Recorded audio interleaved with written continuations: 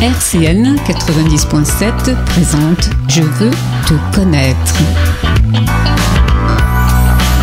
L'émission de toutes les différences. Animée par Daniel Conrad et Julien Chély. Bonsoir, je suis Daniel Conrad, vous êtes sur RCN 90.7 FM sur les ondes et on écoute direct sur le site www.rcn-radio.org. Bonsoir, je suis Julien Chély, nous vous souhaitons la bienvenue pour cette nouvelle émission intitulée Je veux te connaître, l'émission de toutes les différences. Vous nous retrouverez tous les 4e mardis du mois en direct à 17h. Une infinie diversité en infinie combinaison, voilà ce que nous sommes, voilà ce qu'est l'humanité. Nous sommes tous différents et si semblables. Je veux te connaître va nous permettre d'explorer ces différences qui nous enrichissent ou alors nous divisent. Hommes ou femmes, de droite, du centre ou du gauche, omnivores ou végétariens, athées ou musulmans, militants ou victimes, valides ou handicapés, dans la norme ou pas, bref, nous allons avec toute l'équipe vous permettre de comprendre le sens du mot diversité et passer outre de nombreux clichés véhiculés par la société, les politiques et les médias. Et nous recevons maintenant Delphine Filbert. Delphine, bonsoir. Bonsoir Daniel et bonsoir à tout le monde. Comment vas-tu ? C'est Julien qui te parle. Bien. Salut Delphine. Mais c'est Julien qui va te faire l'interview. Je t'embrasse. D'accord, merci beaucoup, je t'embrasse aussi. Tu vas bien Delphine ? Ça va très bien Julien. Alors tu es l'auteur d'un livre autobiographique qui s'appelle Devenir celle que je suis. Oui. Alors en deux mots, à 50 ans, tu t'appelles alors Didier, tu es marié et père de 2 enfants et c'est à ce moment que tu prends réellement conscience que tu es une femme et que tu vas devenir Delphine. C'est bien ça, tout à fait. C'était il y a 3 ans exactement. D'accord. Alors, tu es ce que l'on appelle une personne transidentitaire ou transgenre. Oui. Alors, en 2 mots, qu'est-ce que c'est qu'une personne transgenre ? Une personne transgenre, eh bien, je vais donner une définition que je répète régulièrement. C'est une étiquette inégalitaire.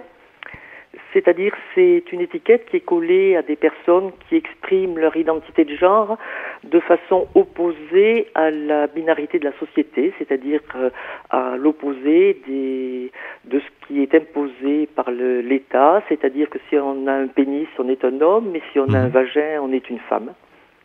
D'accord, c'est effectivement la question centrale du sexe, effectivement, qui omnibule un petit peu tout le monde. Alors je voudrais revenir sur un mot que tu utilises beaucoup dans ton livre, c'est le mot mur. Alors c'est un mot qui personnellement m'a fait écho. Tu parles beaucoup de ce mur qui t'a bloqué, qui finalement s'est fissuré à un moment, donc vers tes 50 ans. Alors quels étaient derrière ce mur les signes que tu as pu reconnaître dans ton enfance, dans ton adolescence et dans ton mariage, et qui t'ont amené donc à douter de ton identité de genre? Ces signes, c'était finalement, je ressentais qu'il y avait quelque chose qui me clochait par rapport à ce que la société me renvoyait comme image. C'est-à-dire, j'avais un pénis, donc je devais être un homme avec des signes sociaux bien caractéristiques, bien connus. Hein. Et puis, je ressentais au fond de moi quelque chose qui ne correspondait pas à cette image-là. Donc je l'ai masqué parce que justement il y avait cette opposition et je sentais que je devais respecter les clichés de la société, hein, je devais respecter ce que la société m'indiquait comme chemin. Être dans la norme finalement. Pardon ? Être dans la norme finalement. Être dans la norme, tout à fait. Je me suis mise dans la norme et j'ai érigé un mur le jour où j'ai rencontré celle qui est devenue ma femme, hein, de manière à me protéger de ce que je ressentais au fond de moi. Donc justement, tu as une vie maritale, tu as 2 enfants, une situation sociale confortable, donc tu es vétérinaire. Alors finalement, une vie un petit peu idyllique, un petit peu parfaite, et c'est par des questionnements. Alors tu parles d'absence, on te reproche des absences dans ta famille, te les reproche, et donc tu te poses des questions.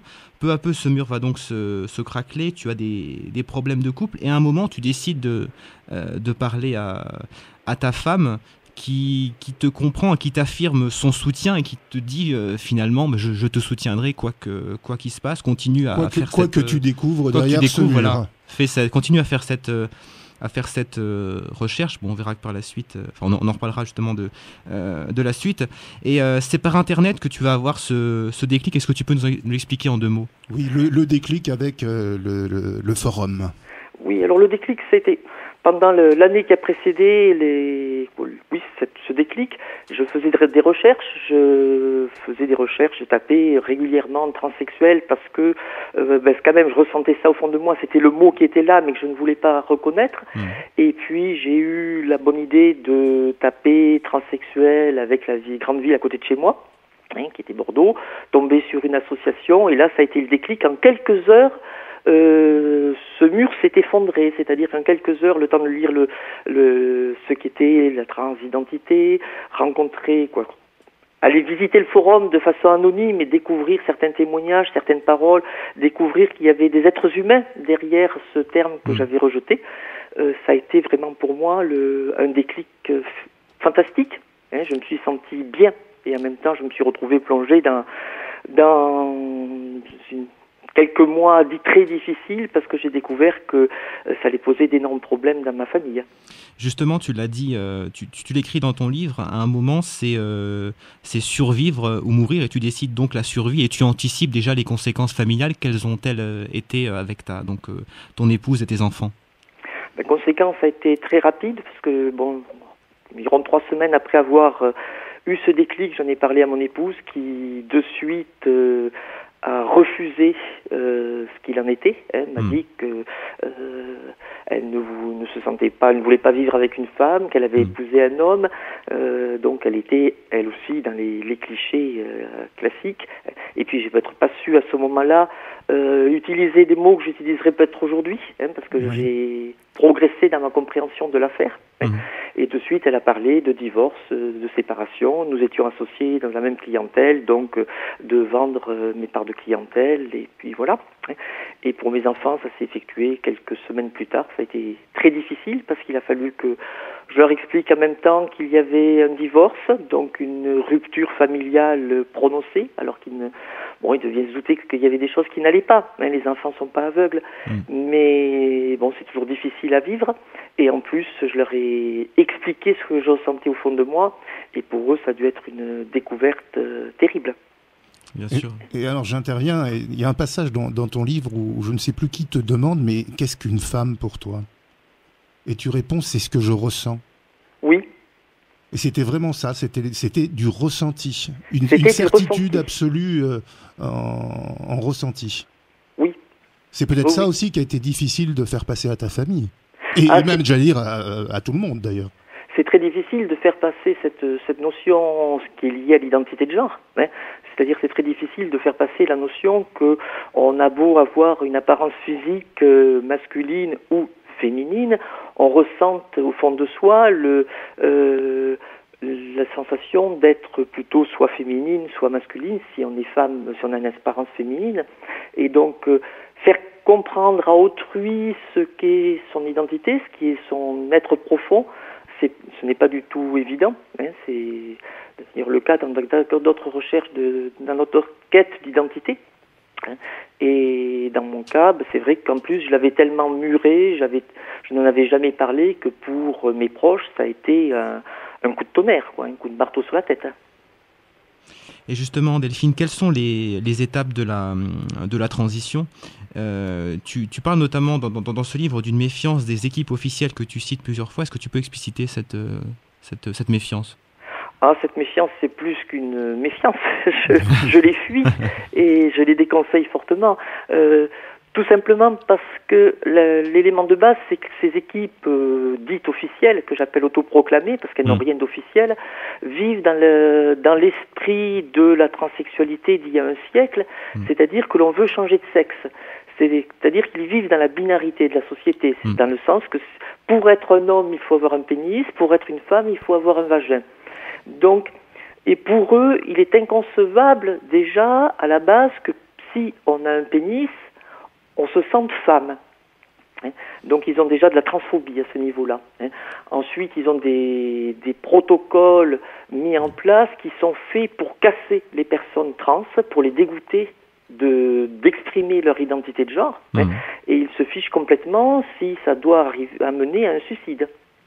C'est quelque chose qui les dépasse complètement. Ça a d'ailleurs été très bien écrit par une psychologue, Françoise Sironi, dans un livre qu'elle a publié là au printemps, qui elle aussi attaque sérieusement ces équipes autoproclamées pour la destruction qu'ils font auprès des personnes trans.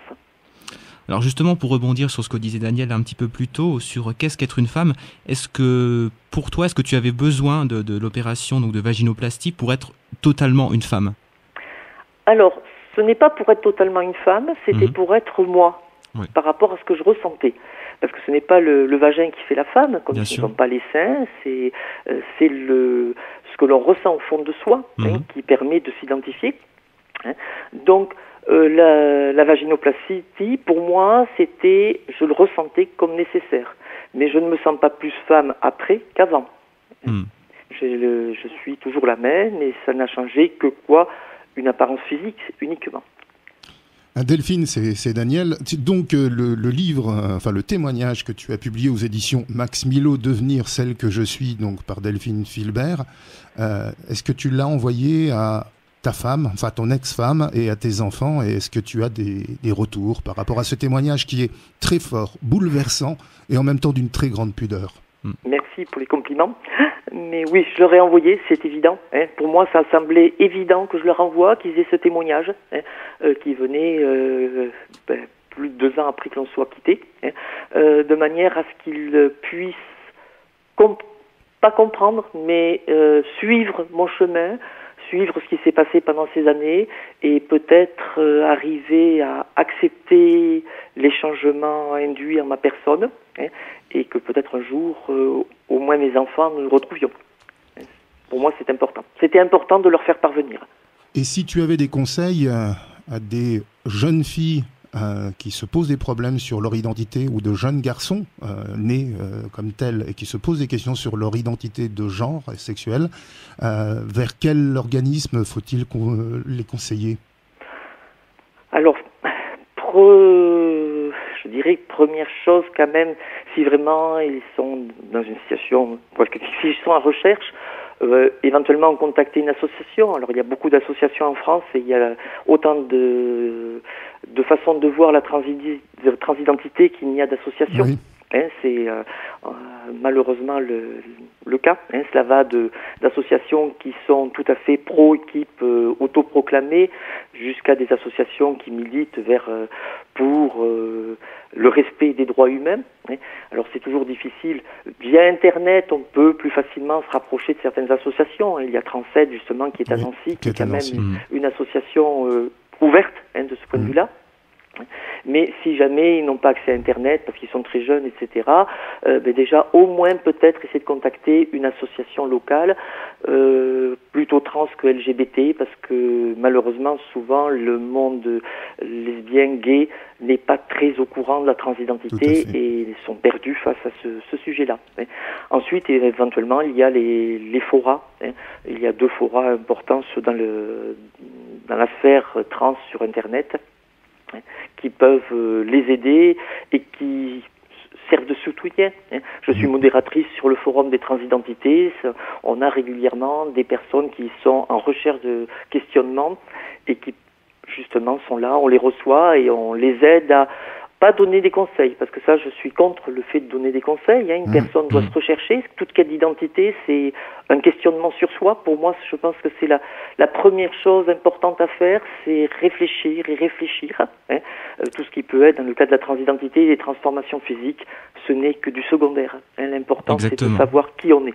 Exactement, Delphine. Alors, on te remercie beaucoup pour ton témoignage, pour ton beau livre que l'on ne peut que conseiller.